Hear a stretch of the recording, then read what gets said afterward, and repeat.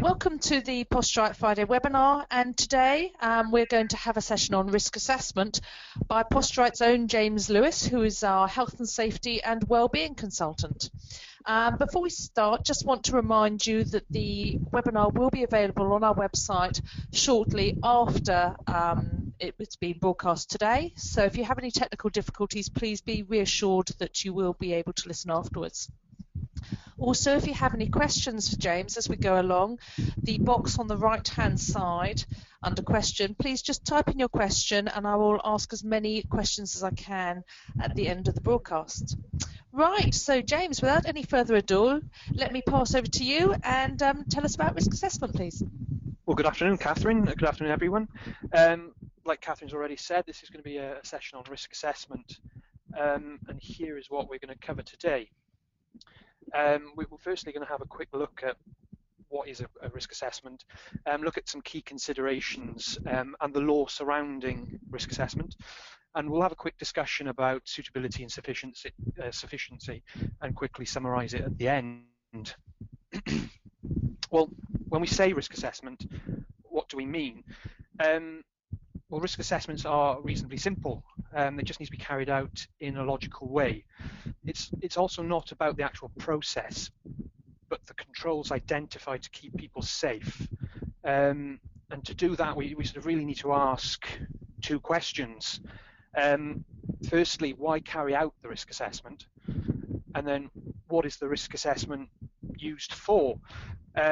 These will help us during the actual risk assessment process. For the purpose of today, we're just going to have a quick look at why to carry out a risk assessment, and again, as I said, some of the points to consider. Well, why do we need to carry them out? At the end of the day, we've got a legal requirement to keep people safe, and assessing the risk is one of the ways to do it. There are until 8 pieces of legislation that require some form of risk assessment to be carried out. A general risk assessment can be carried out to identify those specific areas. However, today we're just going to have a quick look at the management of health and safety at work regulations. However, the principles we're going to discuss can be applied to all assessments.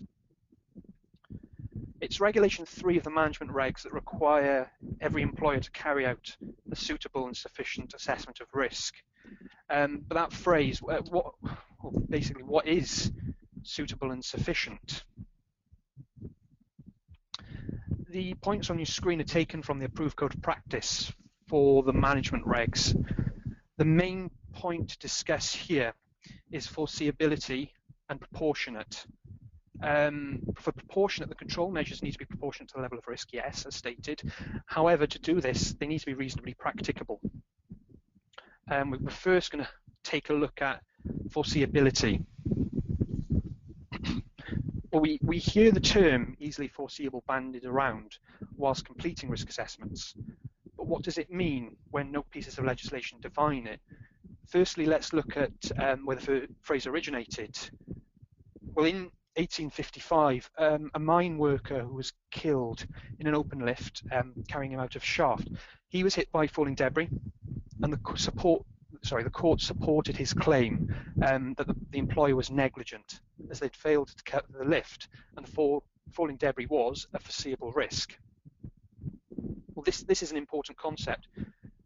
Tort law asserts that it's every employer's responsibility to prevent only foreseeable risks and that's from occurring during the course of work.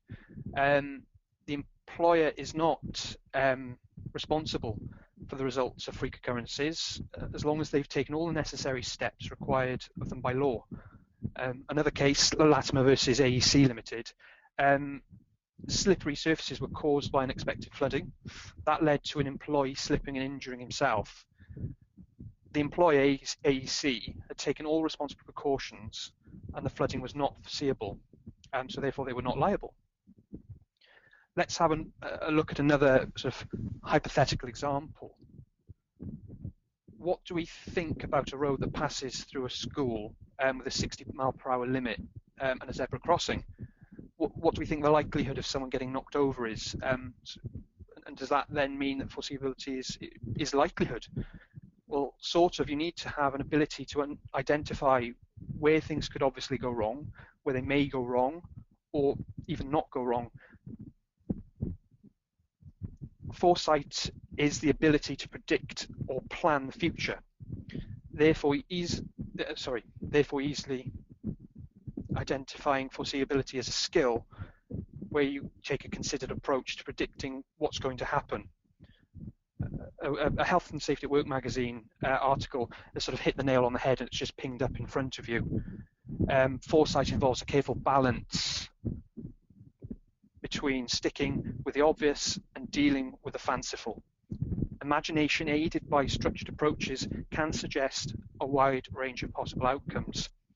Risk assessment will then help us decide which ones must be managed.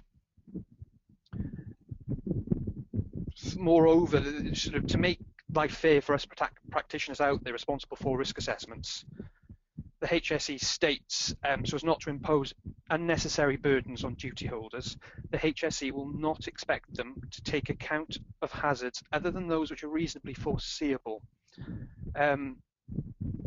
Carrying out risk assessments, as we said, can be quite an easy task for those that have the necessary experience, training and knowledge to do so. However, these assessments of risk must be completed in cooperation with those that carry out the tasks, reviewed by people who understand the hazards and the controls for normal and foreseeable abnormal operations, such as maintenance, cleaning and shutdown. There are a number of tools that can help identify hazards. However, I would advise always using the foresight of more than one person, and definitely using the people who are involved in the task. Firstly, there's a technique called Hazop, which is Hazard and Operability Studies, which you could say is a structured brainstorming, and it can be applied to a system already in use. And there are also hazard studies, which are hazard identification, which is usually carried out at the design stage of a task. Again, can already be applied to a system already in use. The keywords in hazard studies suggest deviations are applied to each part of the system. For example, not done, more than, or less than. This allows insignificant consequence to be ruled out relatively quickly. To prevent serious consequences, you need to consider whether there are sufficient controls in place to lower the risk, with the phrase, so far as reasonably practicable. Recently, a roof repair company was fined £17,000 after a worker fell through, I think it was a fragile asbestos cement roof. It was a 23-year-old involved, and he was working for Reactive Roofing UK in Hertfordshire, when the roof that he was helping repair just gave way underneath him as he walked across an unprotected area. He did sustain some rather serious injuries, fractures to skull, eye socket, a fractured wrist, and some very serious bruising to his back. The Magistrates Court in Stevenage last week on 4th of July that the workers were relying solely on scaffold boards placed over the asbestos roof sheets while they overlaid the roof with wooden frames just made of battens covered in tarpaulin. The HSE investigation found that the roofing company hadn't fully assessed the risk, missing easily foreseeable hazards, and as a result had not provided suitable equipment to control those risks. The HSE inspector said or stated simple measures such as using barriers to prevent access to fragile areas, or safely installing adequate coverings over the fragile roof sheets would have meant workers were protected. The court was also told that using scaffold boards in isolation was inherently safe because it quite obviously put workers at risk when they placed and removed the boards, as well as during the installation of the wooden frames. We've briefly touched on qualitative risk assessments that are used by all practitioners for day-to-day hazard identification and control, but there is, or are, however, other types of risk assessment, quantitative risk assessment, which are used more in production and engineering. These are fault tree and event tree analysis, and they can be used to see what could happen through a systemized process. Just rhetorical question, could these techniques correctly applied to the combination of factors O-ring damage and the low temperatures, could they have prevented the 1986 Challenger space shuttle disaster? Possibly. Let's have a quick look now at reasonably practicable, which we touched on in that session. In the most basic form, the phrases "so far as reasonably practicable" and "as low as reasonably practicable" mean weighing up the cost, time and trouble against the risk, like the scales you can see in front of you. Risk on one side, money, time, trouble on the other. Under the Health and Safety at Work Act, Section 3, employers must ensure the health and safety of employees and others, in quote marks, so far as reasonably practicable. And that phrase has played a main part in the general duties of employers and the self-employed for over 40 years. But that phrase is much older than the 74 Act. The HSE website, when I was looking for a definition of the phrase, quoted the 1949 judgment, again with Edwards versus the National Coal Board. Reasonably practicable is a narrower term than physically possible. A computation must be made by the owner in which quantum of risk is placed on one scale, and the sacrifice involved in the measures necessary for reversing the risk is placed on the other. That's your money, time, or trouble. And that if shown that there is a gross disproportion between them, the risk being insignificant in relation to the sacrifice, defendants discharge the onus on them. This definition does support the thought that only weights on the scales opposite to risks. The only weights on the scales opposite are money, time, and trouble. However, is there a possibility that a lack of money and/or time be used to counter the balance as well? Let's just use an example, hypothetical example of a construction worker within a large multinational company. They will have possibly carried out noise and dust assessments and identified a particular type of mask or hearing protection after implementing a hierarchy of controls. The employee could then state it's far too much effort to go and find them and wear the mask and the hearing defence, but that excuse isn't really valid. Let's consider that at an organisational level. Hypothetically, a large profitable supermarket chain would carry out risk assessments of their loading bay operations. They could identify deficiencies and install the latest engineering controls to all of their loading bays. A smaller chain may never be able to generate a big enough profit to be able to afford to purchase or even maintain that expensive solution. Does that mean organisations can get away with a lower standard of safety?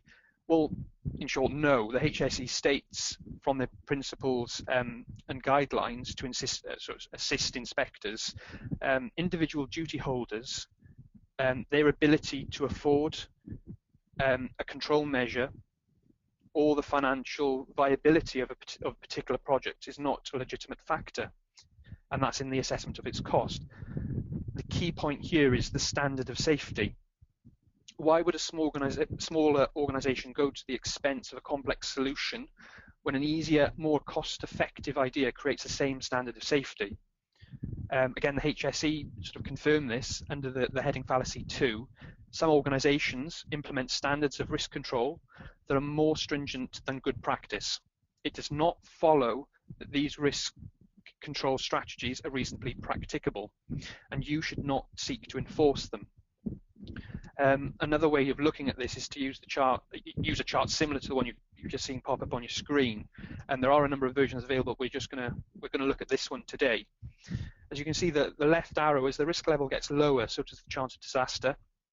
But completely in contrast, as the investment or use of financial resources grows, there's an increased risk that the company, you could go overboard and hypothetically the company could go bankrupt, and it still wouldn't appropriately manage the risk. A balance needs to be struck where the level of investment and control sort of meet in that low risk bracket, that acceptable or broadly acceptable risk bracket. The safety standards in the two examples we talked about with the large chain and the small chain supermarket should really should stay the same. If we're looking at pedestrian segregation, that's ultimately what we're after, pedestrian segregation from moving vehicles. It's how it's done that changes. The chain of nationwide stores may fit a fully automated process, whereas the smaller chain could possibly manually put barriers in place prior to the delivery and then remove them afterwards. Well, what we've talked about in sort of organizations, but what about visitors and members of the public? In real life, does the phrase "so far as reasonably practicable" only involve time, trouble and money? What if the purpose of the activity is enjoyment? Visiting parks and places of natural beauty can be dangerous depending on where you go, and sort of in association with the claim culture that's growing within Britain, it could potentially cost a lot of money for the trusts or the associations running these places. However, some pieces of case law have been established it provides a further definition of reasonably practicable. An example, in 2006, a young boy was descending from a viewpoint in Loch Lomond. He fell and quite seriously suffered some serious head injuries. It was argued by his lawyers that the steps provided by the park authority were very uneven. There were some exposed routes and other trip hazards, including man-made ones, which I think were drainage gullies. There was a steep, unfenced drop from the path to a public road as well. The claimant argued that if a risk assessment had been completed, or a further risk assessment would have revealed the need for, amongst other things, a handrail to prevent the fall, or if he did fall, something for him to grab onto. The park argued that the track had been constructed to an acceptable standard, and the best practice method for rural paths, and that a handrail was not required. Because the gradient wasn't severe and the drop was less than 2 meters. The judgment in court accepted this and referred to another two cases, which was Stevenage versus Glasgow Corporation in 1908 and Taylor versus Magistrates of Saltcoats in 1912, as they established that you don't need to protect people against obvious dangers arising from the natural environment, so like rivers or cliffs, but that's unless there are unusual or unseen sources of danger. So what do we actually do to show that we've reduced the risk so far as reasonably practicable? Well, the very bottom of legal compliance is to follow the legal requirements and then apply existing best practice. Unless you can mount a clear argument otherwise, basically. Bearing all this in mind, let's sort of revisit suitable insufficiency. When carrying out a risk assessment, we basically need to define the task or describe the task first. You may be aware of a tool called 5 Steps to Risk Assessment produced by the HSE. Personally, I think it takes one step more than the 5 steps. If we truly did start just identifying the hazards without some prior information on the process, the work or the location, it could be the machinery or the equipment being used, or even taking into account the 2 questions we posed earlier on, it's very unlikely that the assessment would be classed as suitable or sufficient. If we are completing the risk assessments, this is the one area where we should be involving other people using the Foresight. The likelihood is they will have a far greater understanding of the task being assessed. Also, involving them in the risk assessment process will buy some buy-in. Furthermore, if the bigger picture is sort of not documented, the assessment could be misinterpreted, and it could be copied to other purposes for which it's not relevant. Only once we sort of truly know the scope of the assessment can we then start to identify the hazards and the associated risks, and that's when we sort of start to evaluate those hazards. The level of detail that we include in that assessment must be proportionate to the level of the risk. The complexity of the assessment goes into, and we're also told to ignore insufficient insignificant, third time lucky, risks. To do this, do we think there should be a method enabling us to score the likelihood and the severity of the incident occurring? That's possible against a possible likelihood of a medium severity. Well, I think so, but an amount of common sense needs to be applied to this. You won't find that in the HSE risk assessment example either. It can assist in scoring the overall risk rating, but we must not get bogged down in it. HSE prosecutions are far more inclined to mention unsuitable control measures or even not identifying an easily foreseeable hazard, as we've seen. If the scope we've created aids us in ensuring that that risk assessment is suitable for purpose, we need to ensure that those control measures we want to implement need to be sufficient. We've talked about reasonably practicable, and this is where it comes into play. Try not to bankrupt your company that you work for. Try not to look for expensive, complex solutions when simple, cost-effective and common sense approaches will do exactly the same job. Two questions you should really ask are the controls enough to reduce the risk to an acceptable level? That's your sufficiency bit. And are the controls appropriate for the situation? And that's your suitable bit. Of course, there is a hierarchy of control when it comes to completing risk assessments, which is an acronym called ERIC PD, E-R-I-C-P-D, E being eliminate, then reduce, isolate, control, then finally PPE and discipline. If we look at eliminate, looking at apply it to a classic approach, the trailing cable incident, we just need to bury it so people can't trip over it. Reducing, if you've got large archive boxes, you could buy smaller archive boxes to avoid people overfilling them. Isolating it, but when we go back to the cable, you can create a physical barrier around it to prevent people coming into contact. And finally, controlling it would simply be taping the cable and sticking up a sign. You only ever use PPE and discipline, which is usually training, at very, very last resorts. These control measures also need to take into account the people using them. So if you have workers where English is perhaps not their first language, you need to consider translating it so that they understand the risk assessment and understand what you're asking them to do. If you have young people or young employees, you need to take into account their inexperience, capability and maturity in looking at risks and their perception. Controls that ultimately the controls we put into place need to be clear, making it obvious what we want people to do by when, and again, importantly, are followed up. We then need to use the assessment. The suitability and sufficiency of any risk assessment depends on more than writing down the controls. There are far too many risk assessments that potentially sit in drawers, on shelves, unread or misunderstood by the people who need them to stay safe.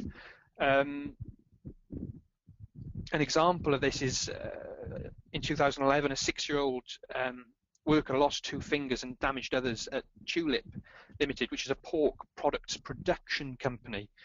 He tried to stop a piece of plastic contaminating the product in a large mixing bowl when he was adding ingredients. I mean, it's an understandable reaction on his part, but it's completely and utterly disastrous in terms of his health and welfare. It was revealed in the court that the company had carried out a risk assessment 11 months earlier, but they failed to act on it. The mixer he was using was unguarded, unlike any of the others on site, and they all had electric locking gates at the top of their access stairs. If the mixer had properly interlocked gates, the paddles wouldn't have been turning while the worker was adding the seasoned ingredients. The risk assessment that Tulip carried out identified that a new locking step system would have cost less than about £1,000, and as a result, the court case cost them over £20,000, including their costs. In addition, of course, to the worker's loss of livelihood and trauma. He had to be put onto other duties at the firm, and now even finds simple tasks hard due to the loss of nerve endings and his lost dexterity. The HSE investigating inspector rightly commented that this case shows that risk assessments are not about producing pieces of paper. Employers have a duty to act on the findings. Tulip is a relatively big firm, but whatever size your organisation is, you have a duty to produce a risk assessment. It's only when 5 or more employees are employed that you have to write them down. And And if you don't have the necessary in-house skills or time, just ask for some external advice. Controls, I know as we've said, must be described clearly. They must make it obvious who must do what, by when, and a process must be in place for checking the appropriateness of the equipment that has been made available, and that it's inspected and maintained, and that people understand what they're supposed to do, they're given the training and the time to do it, and that the supervisors provide the right level of, and type of reinforcement. I'm going to just pose a question to you. Is part of a suitable and sufficient risk assessment communication? Well, you need to take a look at sort of Regulation 10 of the management regulations for that. In summary, as you can see, practicability and foreseeability, I'm not sure practicability is a word, but it is now, are intrinsic to a suitable and sufficient risk assessment. However, once completed, you will have an action plan that needs to be followed. And this action plan is what actually keeps your people safe. The document, once written, is simply available to view as a reminder, as you should have already involved the workers completing the task and the processes, just an example, in the assessment. Thank you for listening. Any questions? And back over to you in the studio, Catherine. Thank you very much, James. That was great. I shall certainly be going back to look at some of my risk assessments. We have a few questions coming in, and I hope that you're available to take them, James. I've got one here that says, how regularly should risk assessments be reviewed? Is there a legal time period for review? Well, the simple answer is no, there isn't. Regularly is all that's said in any type of legislation or guidance. It's simply down to reviewing the assessment and looking to see if anything's changed, or if anything has changed that you know about, go and review the assessment. If somebody tells you something has changed, process, place of work, then go and review it. If you want to put a time frame on it, it really does depend on also the overall risk rating of the assessment. Is it a high risk control measure? Then it should be reviewed more regularly than a low risk. Excellent. I mean, I have to say that, I mean, as a general rule, we tend to revisit ours on an annual basis just in case we've missed anything, and I think a lot of other companies are similar. Would you agree that that's often a good thing? Definitely. If you're unsure, look at it annually, but please make sure you involve people that are involved, that use the process and do the task in that review, because they are the ones that will tell you if something's changed. There's no point in doing it as a paper-based exercise. Okay, now we've got something quite specific here. I'll read it out. If a window cleaning company is employed by you and they have to go onto a roof to clean the overhangs, is the responsibility of any falls solely with the window cleaning company? It's a very good question, Catherine. I mean, what do you think on that basis? I mean, there would be very much, it depends on the relationship you had with the cleaning company. And I think as an employer, one would need to explain if there are any risks associated with the site. We have a duty to do that. But I think there is a degree of shared responsibility. Yeah, definitely. There's a duty of care by the premise to ensure, so far as reasonably practicable, you've got a duty to other people as well to provide a safe working environment.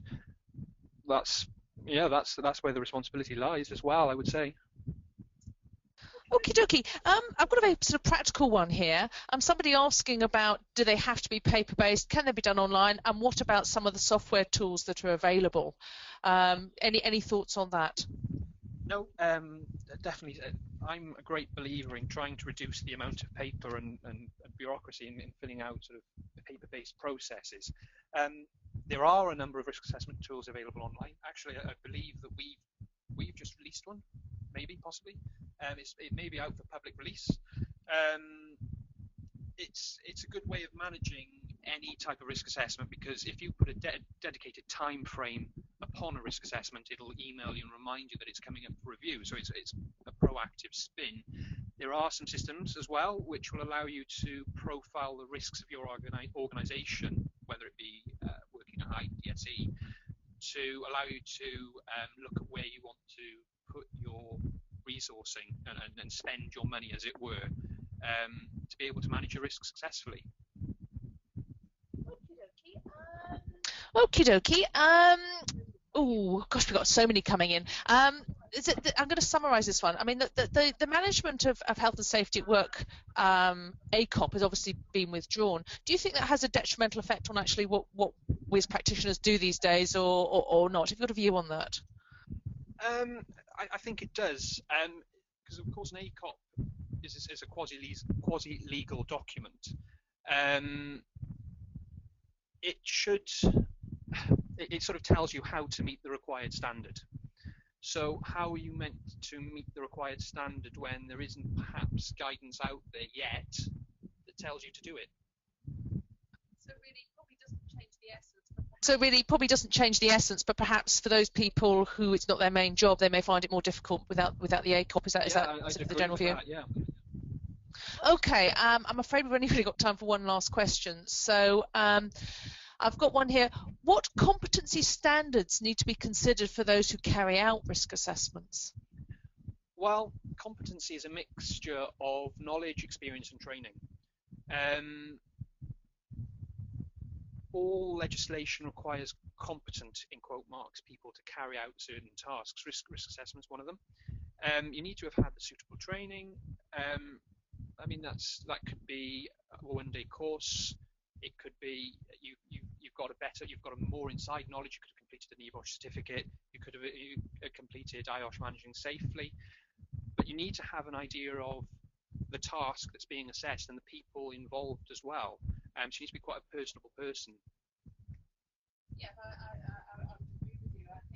Yeah, but I would agree with you. I think also, it also depends on the risks, doesn't it? There are some things like asbestos and Legionella. You obviously need specific training. Lots of other things out there, like we talked about at the beginning of the presentation. The other 7 pieces of legislation, they all require assessment of risk. But that's possibly when an external competent person comes into play.